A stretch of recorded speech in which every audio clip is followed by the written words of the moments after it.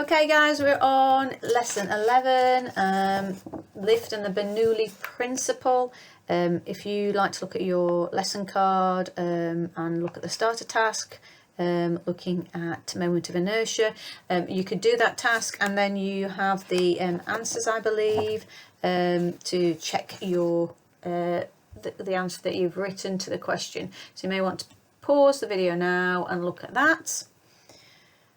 Okay, so looking at the Bernoulli principle and lift, and our objectives are to understand the principle and how it can be manipulated in physical activities and sports. So we need to first of all be able to explain Bernoulli's principle and make sure we can apply it to practical examples. We need to draw our free body, airflow and resultant force and flight path diagrams to represent the impact of Bernoulli's principle on sport, and then look at downward lift force and how it applies to practical activities.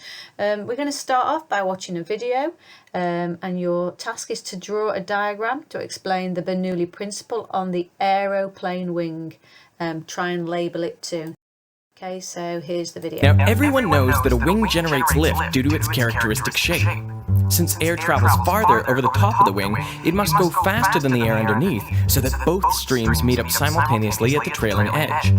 And according to Bernoulli's principle, faster flowing air exerts less pressure than the slower air beneath the wing.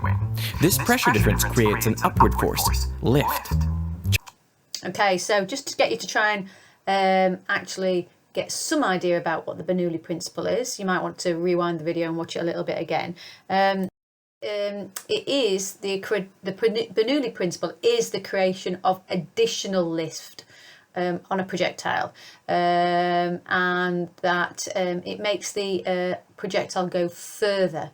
So the Bernoulli's conclusion is that the higher the velocity of airflow, the lower the surrounding pressure. So what advantage would that have on in sport? So the advantage is that it would give additional lift, would increase the time that that projectile is in the air, meaning that it should travel further.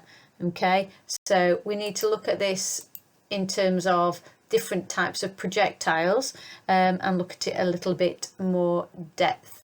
So this is on your worksheet, so you don't need to copy any of this down, but you may want to read through it on your worksheets as I go through it on the PowerPoint. An aerofoil shape, that's a key term that we need to know. An aerofoil shape has a curved upper and flat underneath surface. Okay, so a curved upper, so I'm going to add a pointer here. So a curved upper and a flat underneath surface. As this aerofoil moves through the air, the air is forced apart. And this air, when it's forced apart, it flows then at different speeds, at different velocities. So the airflow above where it's curved and the airflow underneath where it's flat will flow at different velocities to meet at the same time behind. Need to get rid of my pointer now. The curved surface, on the curved surface, forces the air to travel a further distance. Okay, and therefore, because it's traveling a further distance, it actually goes faster, and we'll look at why it's got low pressure in a minute. And because it's the underneath surface, the airflow underneath that that goes on the underneath surface actually flows slower, but actually creates a higher pressure. Okay, and we'll explain that again in a little while. So here is the diagram. It's the diagram that is on your sheet. So we can see that the airflow, notice the direction of motion is this way. The airflow underneath, okay, is slower than the airflow over the top, because it has to go quickly over the top. It's got a further distance to travel to get to the point where the air will be on the underneath. Okay, pointer off. Now, you can see this aerofoil shape in different projectiles. So we've got a ski jumper here, yeah, which has got a curved surface and a flat bottom. All right. The resultant effect is that there is a low pressure here above the object and a high pressure below it. I'm going to explain this a little bit more in a minute, so you don't need to worry just yet. But we know that fluids move from a high to low pressure. Therefore, it creates this key term, pressure gradient. Okay, there's a pressure gradient where fluids or air flows from a high to low pressure, and it creates lift.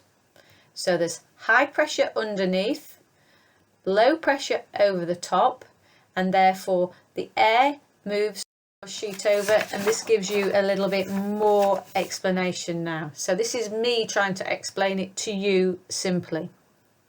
So there's my aerofoil shape, and this is the air going over that aerofoil shape.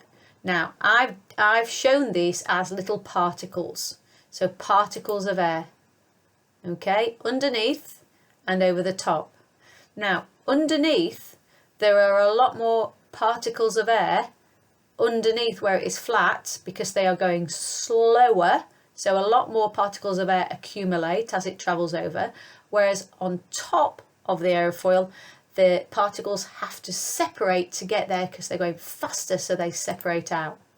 Okay, now the particles underneath are going slower, so they're at a lower velocity, and the particles on the top are going faster because they're at high velocity. High velocity of airflow means low pressure of air, because look, there aren't as many put my pointer on, there aren't as many different particles of air, so the pressure is lower, whereas the pressure underneath is a higher because there are a lot more particles of air, and therefore there are a lot more in that area, creating more pressure. So turn my power laser point off if I can do it, bear with me. So underneath there is higher pressure. This creates a pressure gradient. Now we know that all fluids move from a high pressure to low pressure, and so this pressure gradient is created, and you can see my arrow going up shows that is how lift is created. There's a pressure gradient that lifts up this projectile because the air is trying to move from the high pressure area to the low pressure area. That's why it creates lift. Okay, so you've got to try and draw an airflow diagram to explain Bernoulli's principle. Yeah, you may want to pause this screen now, or may want to rewind it and listen to it again, and then explain how a ski jumper manipulates their body to maximize performance. So when you are answering this, you need to talk about the shape that it creates, the different types of velocity of airflow, the different types of pressure of airflow, and the we also need to know about the angle of attack. The angle of attack is the angle at which the projectile is released, and the most favourable angle of release is angle of attack. That says angel, but it should say angle of release for a projectile is 17 degrees. For a discus, 17 degrees. Okay. We are actually working on information on page 102 at the moment, so if you want to read through 102 while you are going through this work, that may help you. So in terms of our objectives, you should now be able to explain Bernoulli's principle and how it can be applied to practical activities. We also need to look at airflow. Well, you should be able to draw an airflow diagram, but we should need to be able to look at a free body, a resultant force, and a flight path diagram. So we're going to look at that next. So on your next sheet, it says diagrams to show the effect of Bernoulli's lift on the flight of a discus. We're going to see if we can work this out. We've got a free body diagram, which we've done in the past, a resultant force diagram, which we've done in the past, and a flight path diagram, which we've done in the past. But we've got to try and figure out what effect Bernoulli's lift will have on the flight, and we're looking at the flight of a discus. So my free body diagram, there's my discus, and I've always have to put in my direction of motion. I know that the forces applying are weight, and there is some air resistance. Okay, if I'm now looking, on the lift force, sorry. So the force, the Bernoulli's principle applies this lift due to the different velocities of speed of air underneath and over the top, and different air pressures, and that creates lift. So if we look at the resultant force diagram, let's remind ourselves. So we've got air resistance and we've got weight minus lift force. So if you look at the resultant force, where we draw our parallelogram, which we've done before, shows the resultant force. Now we do need to note here that the vertical forces of weight and the lift force have been what we call resolved. So the weight minus the lift force. So my arrow length has to take off the lift force from the weight.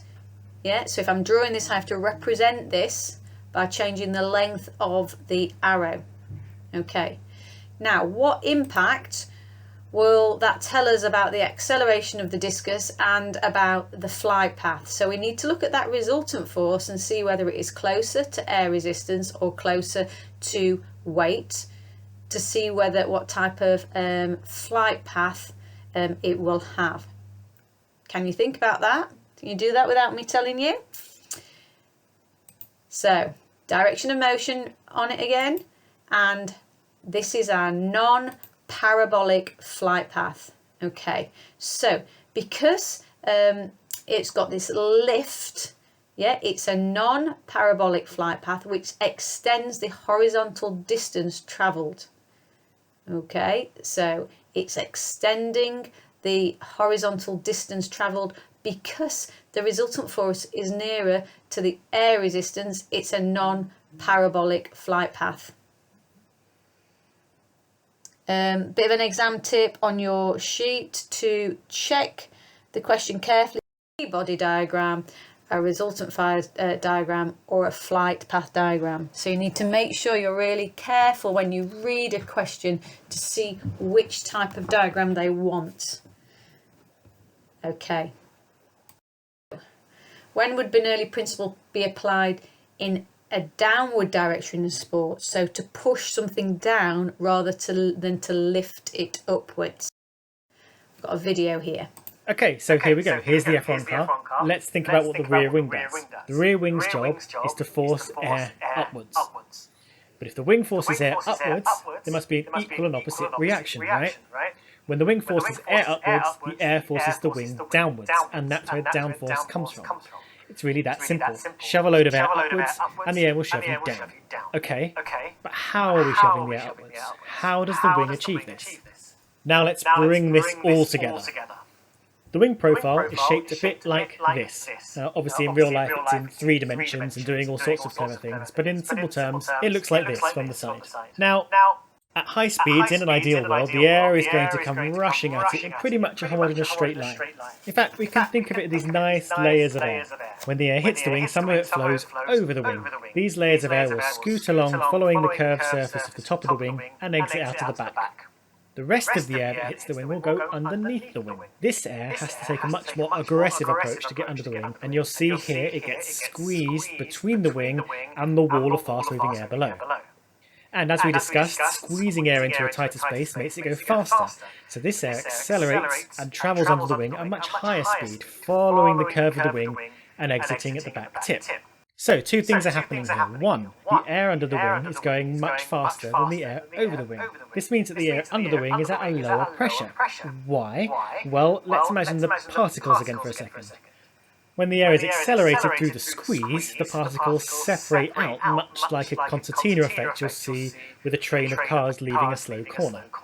The faster moving air is more spread out, and as we covered, having less air in a space means the air has lower pressure. So, with low pressure under the wing and high pressure over the wing, we know, like with the balloon, the air above will be pushing harder on the wing than the air below. So the overall force will be downwards. And secondly, more importantly, look at the direction the air is going after it leaves the wing. It's going more upwards than when it met the wing. The wing has forced the air upwards, so in response, a la Newton's third law, the air has forced the wing downwards. A downward force is pushing down on the wing, and this is downward force. Naturally, if you tilt the wing further against the airstream, in an angle referred to as the angle of attack, will force the air even further upwards and get even greater downforce. But this only works to a point, and we'll get on. Okay, I think that video actually really clearly explains how the particles spread out and how they are moving faster and slower, and the air pressure is different. So, looking at your worksheet, and we are looking at page 103 and 104, if we can annotate the car. Yeah, so here's my car. There's a little bit more to it than just the wing. So you can use the book for this as well. Our car, and these are all points that you can use in an exam question because it is on our specification about Formula 1 cars. Our car, the front wing, funnels air down through the narrow space underneath the car chassis. So air goes underneath the car's chassis. Okay. The spoiler at the back acts as an inverted aerofoil, forcing air underneath it to travel further distance. Okay, so again, just as we've just seen on the video. And both of these increase the velocity of airflow underneath the car, yeah, and below the spoiler bar, creating areas of low pressure. A pressure gradient forms, and the downward lift force created pins the car to the track. So the pressure underneath the car is lower, and we know that fluids want to move from a higher to a lower pressure, so it pushes the car and creates it pins the car and forces it to the track. So you need to annotate your car now using the PowerPoint or using the spreadsheet, the booklet, the book that you've got. Okay, so can you apply this? This is on the back of your sheet. Can you apply this to track cycling? And again, you may want to look at the textbook for this, and you should consider the position of the seat, the helmet design, the back position, the forward rotation of the wheels, and the knee lift. Draw an airflow diagram to illustrate where the oncoming body of air would move above and below the cyclist. And then fill in the missing words on your sheet. See if you can work that out. Remember, we don't want to lift the bike up, we want to push it down into the track so that it doesn't fly off the track. It actually has a lot of grip. So consider that. Okay, so we should have completed all our learning objectives. So we've looked at downward lift force and how it's applied to not only the Formula 1 but to cycling. You've got an example, explain, okay, that's the command word, how the Bernoulli principle can be applied to the flight path of a javelin. Now, what will you include with this? You need to think about the shape of the implement, the angle of attack, the airflow over, the airflow under the bottom, air pressure gradient and what it leads to, and then the flight path.